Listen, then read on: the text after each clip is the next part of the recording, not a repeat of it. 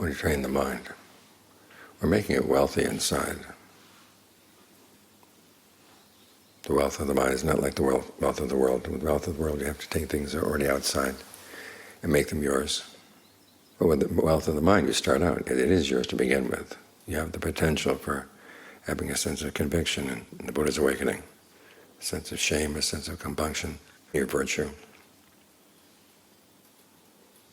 your generosity, your discernment. The one thing you get from outside is the learning, listening to the Dhamma, reading the Dhamma, so you get more informed about how to develop these qualities. You can amass more and more wealth. Of course, in amassing wealth like this, it's not that you're just holding on to things. Generosity means that you have to give.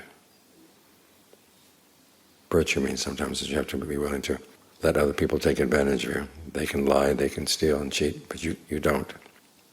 So in terms of material things you might lose. But then when you gain in terms of the wealth of the mind, it's not wealth that will weigh you down. It actually lifts you up. The image the Buddha gives is of a shadow that follows you. It goes with you wherever you go, but it has no weight on you. It doesn't drag you down. Unlike the bad karma we can do, which is said is like a cart that you have to drag behind you. Whatever you try to accomplish, it erases all the footprints you leave behind.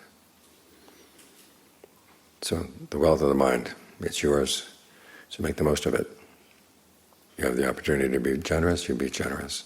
You always have the opportunity to observe the precepts and have a conviction that the Buddha was able to gain release from suffering through his own actions.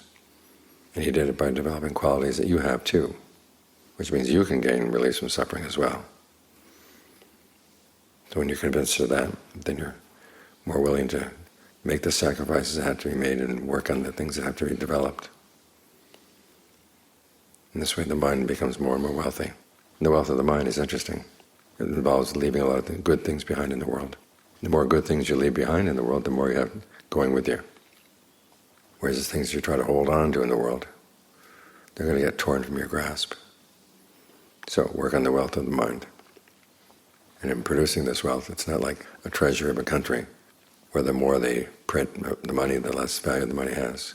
Here, the more you print, the more wealth you create, the greater the value.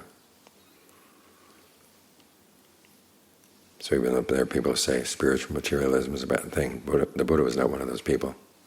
Have a strong sense of the wealth that you gain by the good that you do, because that's the kind of wealth that can't be taken from you.